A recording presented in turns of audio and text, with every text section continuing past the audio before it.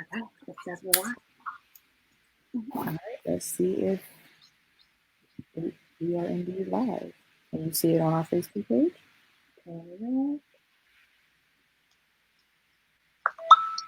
We are. All right. We did it, ladies. We got it. Okay, well, hello, everyone. Thank you so much for sticking with us, Demi. That was a Anytime. trial and tribulation, but here we are. My name is Veronica Lynch, and I am the Outreach Awareness Specialist for the Domestic Abuse Project of Delaware County, and I am here with the wonderful Demi Moore.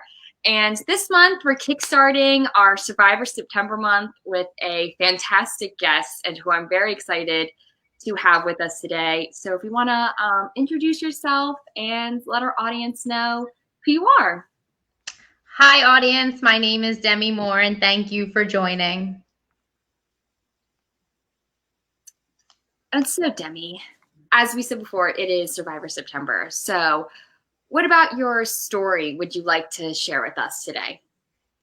So first I will, obviously I know it is on your page, but I do just always like to put out a trigger warning because I don't want to say anything that might alarm some people that they're not aware of, or anything that I am going to say, because some of the details are pretty graphic and everything. I will tell you that I am an actual 2-time survivor of domestic violence. And would you like me just to go in and share the stories of everything? Yes, please. Okay. So in October of 2006, I met my first ex-abuser, and he was cute and charming. So I enjoyed the extra attention, the flattery and everything. But what I was unaware of was that all of those things were early warning signs of domestic abuse. He displayed a lot of jealous traits, manipulative behaviors, but I ignored all of that because I was swayed by everything else. Mm-hmm.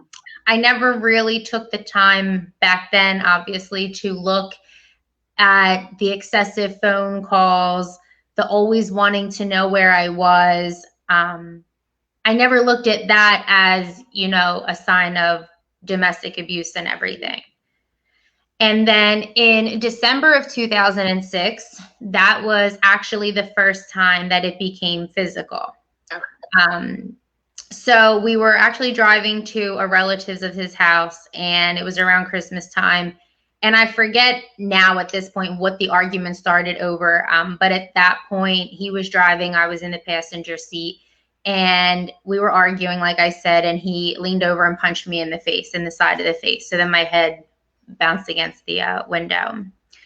At that point, though, I think I was like, is this real? Did this just happen? I didn't know what to think because, we had argued and everything, but that was the first time that he had put his hands on me. Mm-hmm. You might be wondering, did I have him arrested? Did my parents get involved? Because what I failed to mention in the beginning is I'm 31 years old now. At that time, I was like 16, 17, I think. So I was still living at home at that point with my parents.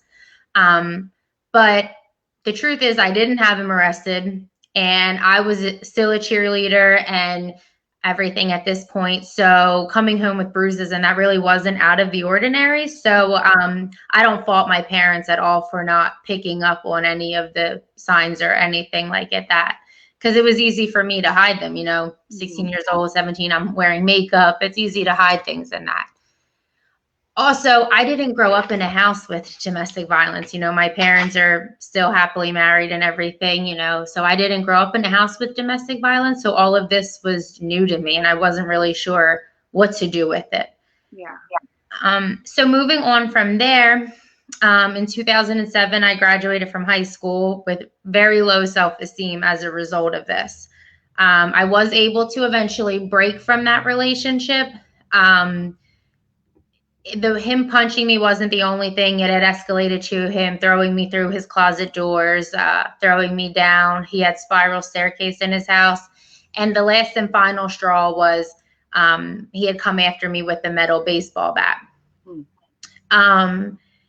At that time, at that point, I did end up, disclosing everything to my parents. And we had called the police department where he lives. And unfortunately, they weren't really helpful. They had said to my parents, oh, you want us to wake his family up at this time of night? And, we were like, yes, and at that point still, because I was scared, I wasn't looking to have him arrested. I just wanted him to leave me alone.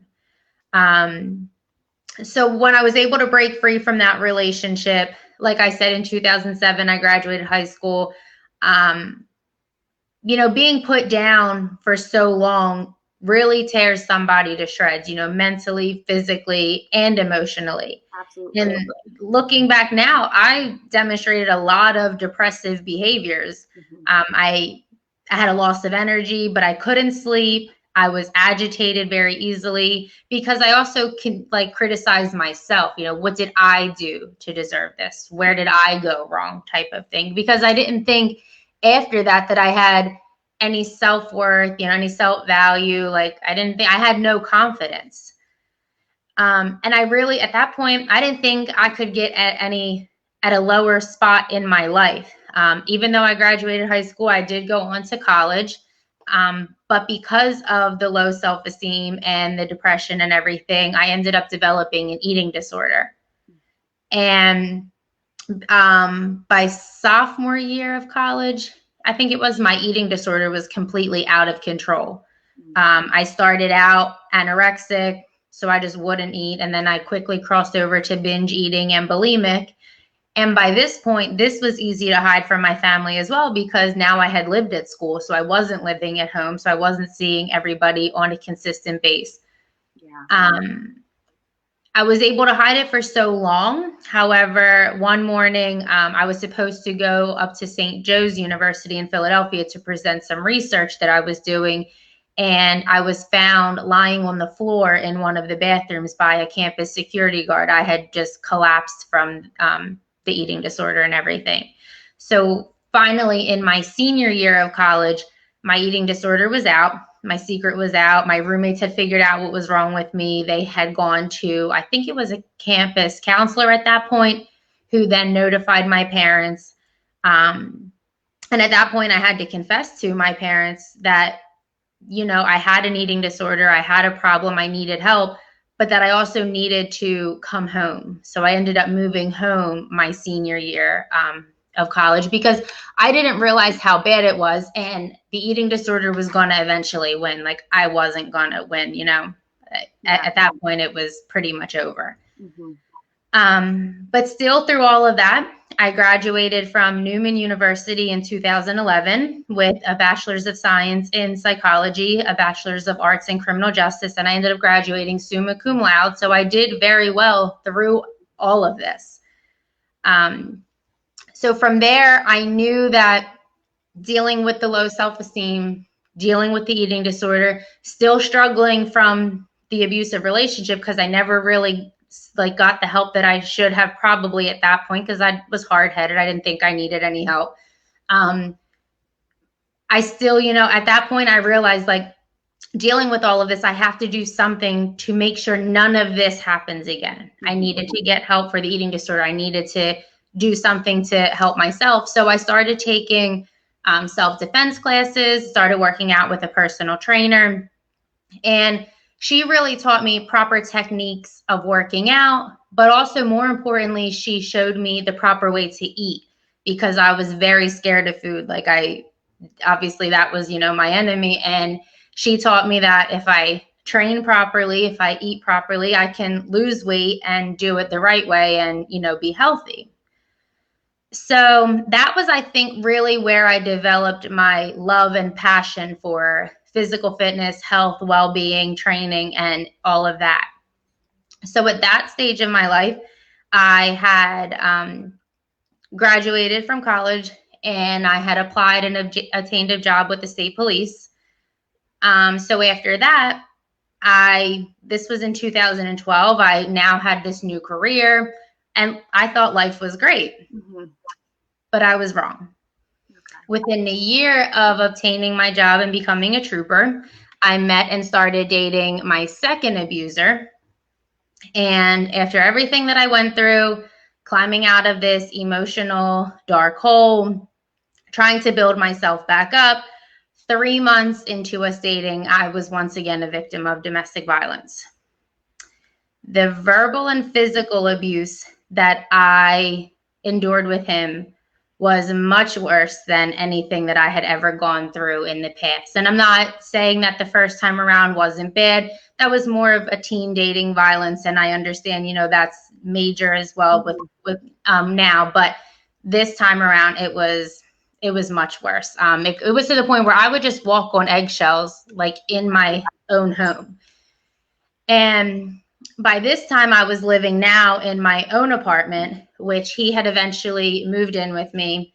And it started at 3 months with him just slapping me across the face.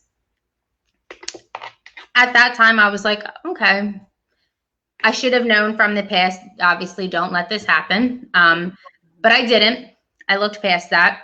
And the slapping me across the face quickly progressed to him coming after me with a butcher knife. To him sleeping with a loaded gun under his pillow every night, to him eventually holding that loaded gun to my head. And several mornings I would wake up looking down the barrel of that gun. He attempted to set me on fire, destroyed my apartment, and punched me, kicked me in the legs, stomach, ribs, and face. He was very controlling, went through my phone and deleted every single mail that was in my phone. And they could have been family or coworkers, but at that point, it didn't matter. He was deleting everybody. He knew all of my passwords to social media accounts, work accounts, my anything, just so he could check up on me whenever he wanted to. He knew when I was to leave for work, when I was to come home. And I couldn't go to the store alone. I couldn't go see my parents alone. I definitely couldn't go to the gym alone. I had to stop working out with the personal trainer. And so I couldn't do anything alone, literally. I was very close to my family. I'm an only child, but I have a big family. So we're very close. He was not close to his family. So I think he resented me for that. Okay. We couldn't attend family functions. If we did, we either got there late or we left early because of an argument. And I was at this point running out of excuses. Like, I became a professional at making excuses for us and him, but I was running out of them. He would tell me I could only talk to my parents once a day. So I would try to get those phone calls out of the way when I was at work.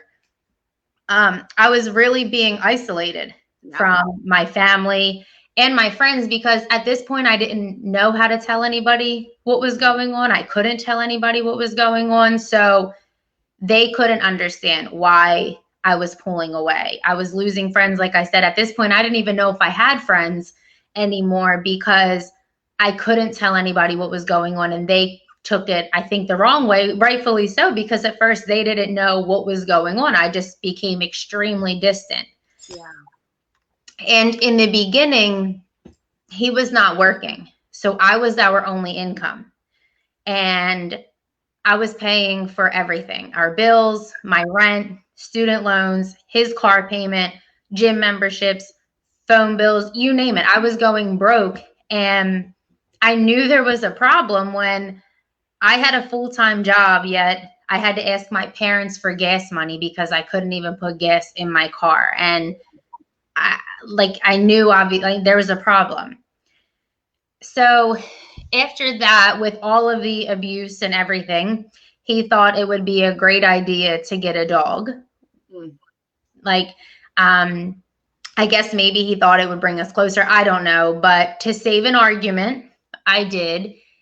Which I'm actually so blessed and thankful for because I still have Dexter. He's now my 6-year-old miniature dachshund, and I love him. And I always say, I don't know who saved who. I think maybe I saved him, but I know he saved me because he literally is my saving grace through everything that had happened. Oh, I love that.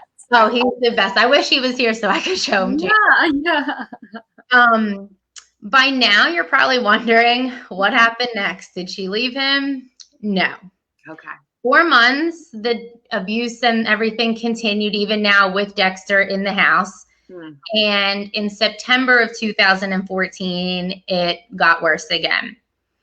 And every time I talk about my story, I always say, like, I don't know what was worse, the fact that he proposed to me or the fact that I at that time accepted a marriage proposal from a man who had tried to kill me several times.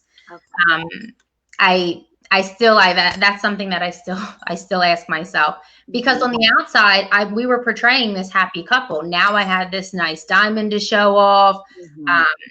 We looked like the perfect couple because I could continue working out and training, but I had to do it with him. So we looked like this fit couple and everything. We would go to the gym together, like I said, but again, I was such a professional now at hiding everything that just became my life. On the outside, we looked happy, but on the inside, I was dying. And we were both in law enforcement. Okay. So you might be thinking too, like, well, why didn't she have him arrested? She's a cop. And eventually, my work did find out, because I can only wear so much makeup to work. I can't, wear a face of makeup to work, and I can only hide so much. And I was called in for questioning, and it has only been within the last 10 years that domestic violence and intimate partner violence has been taken seriously by the criminal justice system. So at that point, I couldn't understand why they didn't arrest him. And they asked, and I told them, but he had said to me prior to us going in, if I get arrested, I'm going to kill you and make it look like a suicide. Okay. They had wanted me to say, I want him arrested. I couldn't say those little words when you're in a domestic violence relationship. You have to watch everything, how you say things. You have to really, strategically plan your words that you're going to say. So I couldn't say to them, I want him arrested, because then they would know. I needed them to be able to take what I was saying and arrest him on their own. And they didn't. But by January of 2015, I knew I had enough. January 23rd, he went out drinking with his friends, and I got up for work the next morning, and he wasn't there. So I called him. Naturally, he cursed me out, but he did eventually show up with a friend of his. And when they came in, obviously they were drunk, but at that point I wanted answers. You're living in my apartment. I'm your fiance. It's 3:00 in the morning. I need to know where you were and how you got home.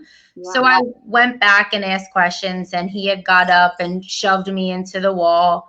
And then we continued to fight. And then as I made it out to the living room, he had picked a candle up, threw the candle through the wall. And I can still remember hearing and seeing Dexter was under the kitchen table, and I could hear him crying. Nick, he had ripped the doors off the hinges and everything and threw them. And at that point, then the next thing, he picked me up with both hands around my neck, and he slammed me. He kept slamming me into the door while he was choking me. And when his friend ended up coming down the hallway and running out and was like, put her down. And when he put me down, then he punched me in the face. And I remember falling, and everything was fading to black, and I was fading in and out, but I could still hear their voices. So I knew that I was still alive. As I was falling, I remember him coming back towards me, like I think he was going to hit me again, and then his friend had jumped in. But after that, instead of calling, for medical help for me, they both ended up just leaving. So once I came to, I remember thinking like, okay, this is enough. I need to get out of here, because at this point I was thinking somebody's going to end up dead. Either Okay. he's going to kill me or I'm going to kill him. And I know once I started having those thoughts, I knew this has now crossed over like to a more serious problem. Not saying that any of the physical abuse or anything was not, but once I started to have those thoughts that the only way I'm going to make it out of this situation alive is if I kill him, then I knew at that point there was a problem. Also because Yeah. we were both in law enforcement, like I said, so there's multiple guns that were in our house. And with him sleeping with one under his pillow every night, I knew when I was thinking if I could have got to my gun and killed him, like that would have been my only way out. So I knew I had to do something. Okay. Yeah. So I ended up calling my parents, letting them know everything. They ended up coming down. I had other family with me because and then I had called him the next day. It was now the 25th of January because he ended up staying out the whole next day. And then January 25th, I called him and told him and his friend that they needed to come and get his stuff because like this was over. And they came, obviously not, polite or anything, but he came and box by box, he carried everything out. But like I said, I had my family there. Good. And January 25th, 2015, that was literally the first time in 3 years that we were together that I slept with both eyes shut. And for a year straight, though, I did have my mom slept at my apartment with me for the entire first year, only because I didn't trust him. I lived on the first floor. I didn't know what he was going to do. So through all of that, I mean, I did end up relapsing with the eating disorder because of everything. But once I had gotten out of that, I had finally picked myself back up. And in 2017, I decided to go back to school and pursue my master's degree because when I was with him, I couldn't afford to go back to school because he was spending everything. Yeah. But he didn't have a college education, so he hated the fact that I did. So my original plan was after my undergrad and that to go right into the master's program, but I couldn't. But in May of 2017, that's when I had that's when I had started. And then in May of 2019, I graduated with my master's degree. And then in September of 2019, I actually started my doctorate program. So I'm still in that program right now. But yeah, that everything there is, that's going well. So yeah, that's my story. Wow. Yeah. Thank you so much for sharing all of that. I think a lot of what you said really can resonate with people who might be going through similar experiences. I think you did you're so eloquent, Thank you. I think, going into your doctorate, I think that's amazing. And that's like so exciting. I think I might have lost you. Okay. I don't know what happened. Like, oh no. Okay, so my question for you, you touched on this very well throughout the telling of your story. I was gonna say, what power and control dynamics were evident, if you could sum them up into just, I guess, a category? I would probably say the most prevalent one would have been the isolation. We obviously, I'm very familiar with the power and control wheel, but the most prevalent one I think would be isolation, because I feel like that sums everything up. He used his, dominance in that, his intimidation and everything, but it all came down to I was being isolated from everything. Yeah. I think you brought that up before with your friends, right? Feeling as if they couldn't talk to you, or it was like having the friendship cut off. I hear that a lot, even working with my students, my teens. A lot of times is that their friends feel like they can't connect with them anymore because of something, but they just don't know what, and they don't know how to approach the situation. So I guess if you were to give suggestions to a friend who might be seeing their friend and they notice that isolation happening, how could they approach them? I would honestly say, because I feel like domestic violence is one of those topics that people tiptoe around. They don't know how to approach somebody about it. And not that they don't like to talk about it. I think some people, you don't want to think that it's happening to somebody, because being in the situation, you don't think that it's happening. You don't want to think that it's happening. But if you start to notice, like, I haven't heard from my friends, or I haven't seen them, or, you know, even I haven't talked to them, or every time I call, I never can get through. Just be straight up and honest with it. Ask them, like, is something going on? Are you being isolated? Are you in a domestic violence relationship? Because as bold as it is, sometimes that's what you need to ask, because tiptoeing around could be too late sometimes. And there was times that I felt like maybe if somebody would have just asked, it would have been thrown in my face from an outside source, and I would have maybe recognized what was going on inside. Yeah, that's great. Absolutely. Honesty and open communication in all of our relationships is really the foundation of a healthy relationship. Yeah. So, did I guess either of your abusive partners, have a history of domestic violence? Was this something that you knew about? Like, not that you knew, but like that had come up in like past conversations, or like maybe red flags in that sense? Yes. So research does show that one of the best predictions of future violence is a history, obviously, of past violence. And in the second situation, when that ended, I was actually contacted by his ex-girlfriend prior to me. Okay. And she said to me, I wish I would have reached out to you sooner, because I now see what you went through. And she had alluded to the fact that when she was with him, she did experience a lot of the violent behavior that I went through. She did say I don't think at that point he owned a gun, but he had access to a gun. So he had pulled a gun on her before, but it wasn't to the level of with us, where I would wake up to it every morning, you know, pointed in my face. But she had reached out, nothing with the first one.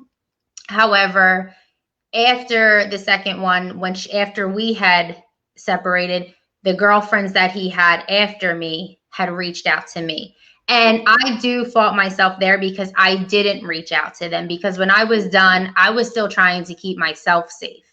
Because in my mind, I'm thinking, he tried to kill me all these times. And I would tell people, if I end up missing, you need to check him, like, because I don't think he's done. I think he is eventually going to come back and finish what he started. So I didn't want to reach out to those other women for fear, I hate to say it, for fear of my own life, because he would know that it was coming from me. But there was 4 girls after me that all had experienced some type of violence with him. Okay. Wow. Did you notice was any impact on children in these relationships, besides like you being a child yourself as a teen? So in either relationship, obviously I didn't have children with either of them. Neither of them had children prior to me. So I don't feel like, I can't honestly say in either situation that we had an impact on any children. So what services or agencies, if any, do you think you found the most important or helped during these times? I actually didn't. I did go see a therapist and a counselor briefly, and not that I think they helped me in the beginning. I didn't stay consistent with it. I found my own ways to cope with it. Obviously, for me, one of the biggest ways to deal with it was going to the gym and everything. As far as resources, I didn't really start connecting with any domestic violence resources until I started doing my own research, and until I started sharing my story, which last October was the first time that I publicly shared it. Okay. Since then, though, I have connected with numerous other survivors, other organizations. So I do feel like that has helped now. I wish maybe I would have done it a little bit sooner. But your organization, as far as the eating disorder, the Renfrew Center, the National Domestic Violence Hotline, other organizations that I've looked up for my own research have helped. But I think for me, really connecting with my family and being able to open up to them, because I hid so much. I kept everything in for so long, and just publicly speaking about it has helped me. Yeah. I mean, I think what you said before about your mom sleeping in your apartment for the year, there's sometimes we just need our mom, and I don't think there's anything wrong with that. No, I was so thankful that she was there. Yeah. I think that's incredible. So would you have any advice or throughout your research and the work that you do with your degree and even your job, would you have any suggestions for our agencies and how we can better support our clients or victims? I definitely think within law enforcement, I think they need to do a better job. We need to do a better job, because I think sometimes we'll go to complaints and maybe not look at how serious it could be. Okay. As far as an organization, like you guys with a nonprofit organization, and that, I feel like you guys do a great job, because ever since I have connected with them, you always are posting, new research, new data that somebody can find a way, an avenue to seek the help that they need. Yeah, I think something with nonprofit and service, jobs is you constantly have to be looking at new information and new research, because to stick old research, there is some sort of stereotype or myth or bias that influence that research. So unless we take a look at that and reflect on how that has affected the work that we do, we have to continue to do better and always try to achieve more. Absolutely.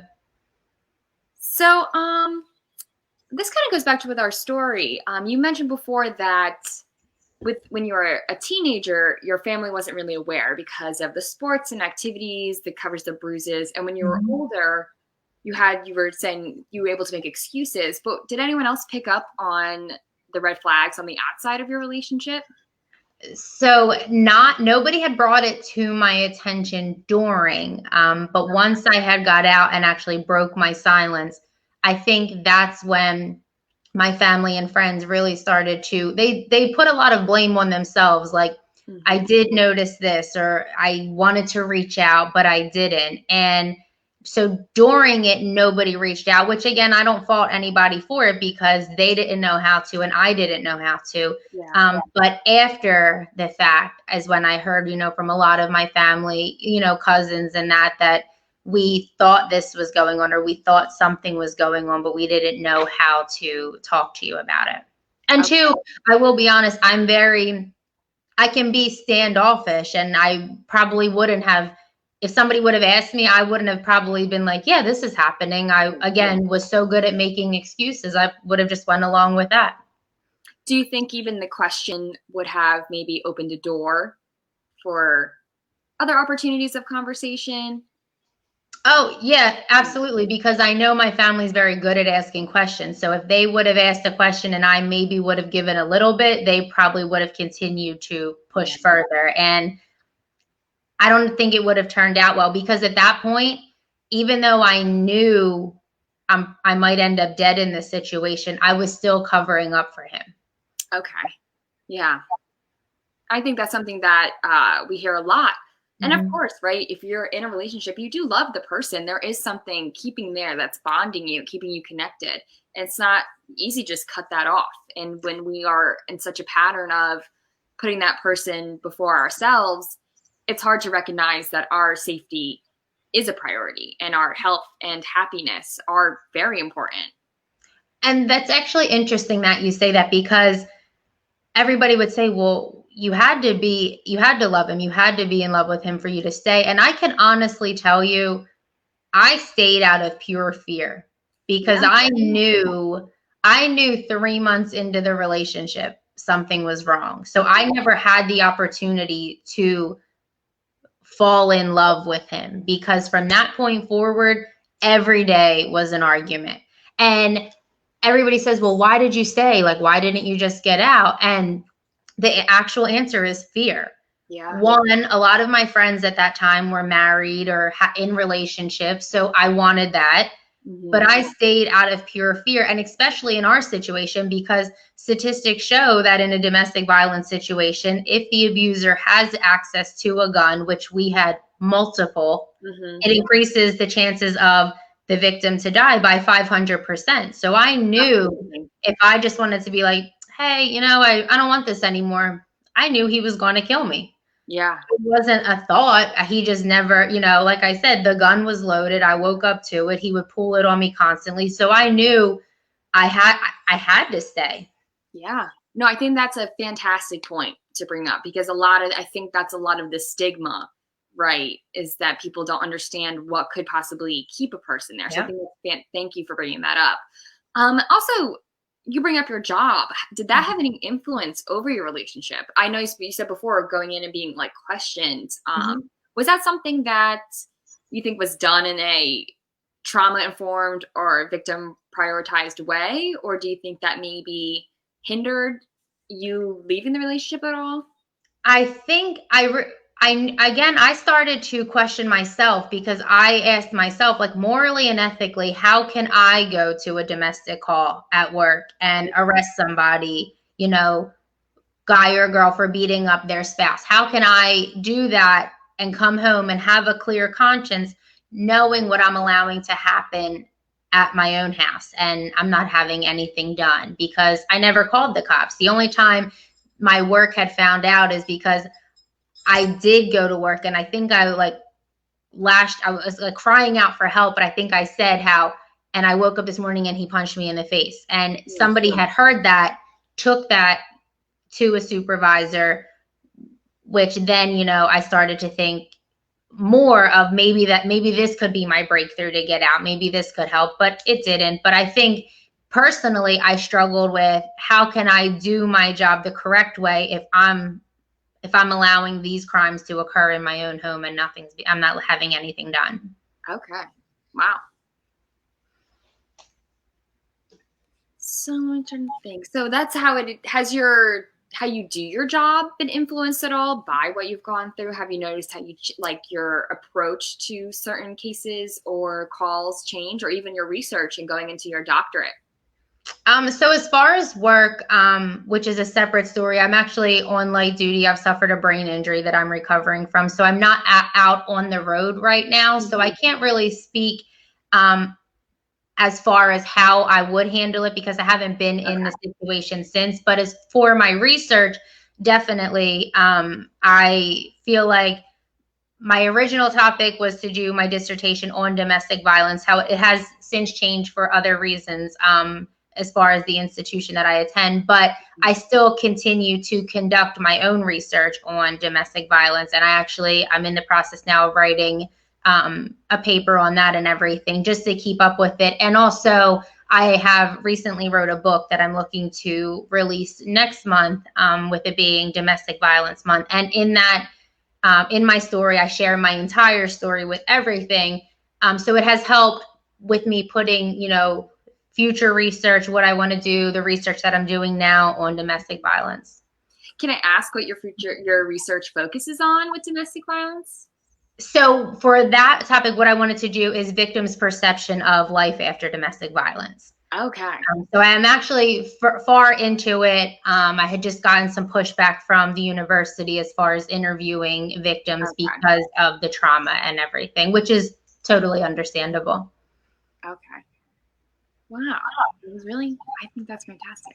Thank you. So have you noticed, you talked about before working out was your breakthrough of the first relationship. And even now, you say working out is like a big passion of yours. Has that played a big role in your healing? And has healing affected or changed your self-image at all? Yes. So I'm like, that's still my go-to. Anytime I feel like stressed or upset, or even if I'm just feeling happy, like I love to work out and everything. So it has continued to motivate me there. As far as, do you mean like has the relationship, have I struggled with healing? Is that what you're? More so, I guess, do you see yourself now versus? Oh, okay. So now I have a great outlook on myself and on life. I think I don't want to say I'm healed from the eating disorder, but I haven't relapsed since 2015. I think it is something that I will always think about because I try not to get on the, I try not to use a scale as my go-to because that was always an issue with my self-image and everything. I'm more so now just kind of go based off of how I look. But I do know like there's times where I'm like, maybe I need to run a little bit more, or maybe I need to do this. And there are the times that I think to myself, okay, do this and move on, because before I would stay so fixated on that. I mean, there was times I was weighing myself on the scale like 6 times a day. Okay. And I was doing whatever I could to get to the lowest weight. Like, I think back then the lowest I saw on the scale was like 112 pounds. I'm not a 112-pound girl. Like, I healthy weigh right now like 145 pounds, and I'm okay saying that. Yeah. Before, that number would send me over the edge. Like, if I were to see that, I wouldn't eat for a week, and I was doing whatever I could to get to the low number. So now I don't look in the mirror and think like, you need to work out 3 times a day. Like, 1 time a day is enough. Yeah. And if you want to have a cupcake, or because I love dessert. Yeah. So if I want to have cookies, if I want to have cupcakes, like, I don't deprive myself of those things anymore. And I used to before. I love that, because I also love dessert.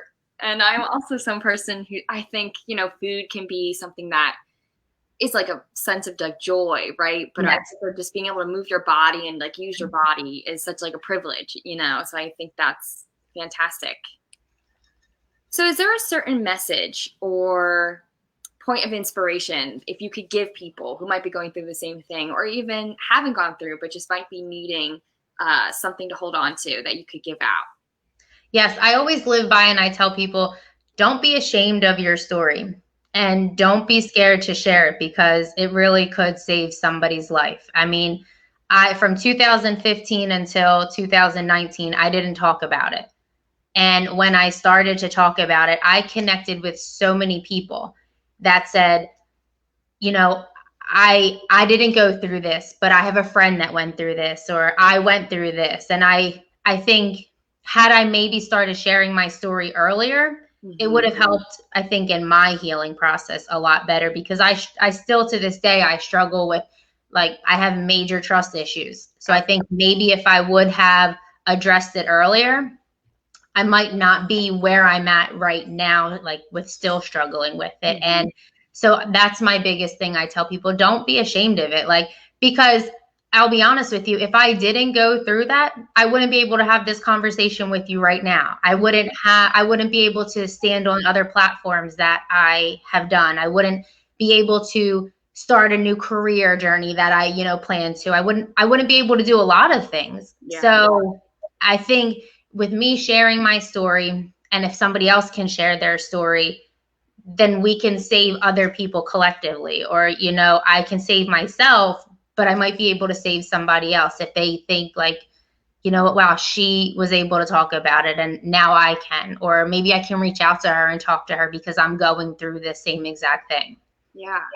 I think my supervisor, Nicole, said this. We were talking about something similar, and she said, turning like pain into like purpose, or pain into passion, and like making it, something that, yeah, right, we shouldn't be ashamed of it, because it has happened, but we are here now, and we can always move forward. And having that outlook of positivity. And even, right, we're going to struggle with it some days. Right. It's not going to be the best day ever. It's not going to be fantastic. But just knowing that at least we get to have another day. Exactly. And that's actually a line that I use on my website, for my book, that I say, I turned such a tragedy into a triumph, because Yes. I went through something so tragic, but I made it out alive. Like, somebody's not here telling my story because it was too late. I'm here telling you my story because I finally like put a plan together for me to get out. Absolutely. Yeah, I think, yeah, exactly. You using your voice, not someone having to do it for you. I think that's great. Thank you. And then lastly, are there any specific resources that you may have that you would like to share with anyone? And you mentioned your book. Is there anywhere people can look out for that? Yes. So if you follow me on Facebook, or if you follow me on Instagram, my Facebook is Lynn Demi. It's just my first and middle name reversed. And my Instagram is forever_more89. So if you follow me there, I keep updates with my book. I will be launching my website pretty soon as well. And that is deservemore.com. and it's Moore, Moore, my last name.com. And on there, I have a link that says if you want to book me to do a speaking with me, or if you just want to email me, like if I can help you, it's right on there how you can contact me. But I'm very accessible through Instagram and Facebook. And like I said, I keep updates with the book. So I really, I hope when that comes out, even that story, because that's everything that I've gone through in like tragedy. So I hope maybe, through there I can help somebody as well. Well, that's fantastic. Thank you so much for sticking with us through that technical difficulties, and second, sharing your story and being so willing to be a face for so many survivors. And thank you so much for spending your time with us and being able to answer questions. And I'll definitely post links to your Instagram and Facebook, and when the book comes out too, where people can find it, because I think people would really love to have that, to be able to, go back to whenever they need it. Because although we are here and we do have a 24/7 hotline, having that story, I think, offers comfort in a way that sometimes we can't. So I think thank you so much for sharing that with us tonight. Definitely. Thank you. And yes, please put whatever information you have of mine that they can reach me. And like I said, I have your information. So once my book is officially out, I will let you know, but they will be able to find it on there. And I'm going to be selling it personally. I'll have copies, Amazon, as well as on my website also. Thank you so much. And thank you for everyone for joining with us tonight. Yeah, that is at the end of our first installation of Survivor September. We will be having conversations with survivors throughout the whole month. So come back and join us then. Thank you so much. Thank you.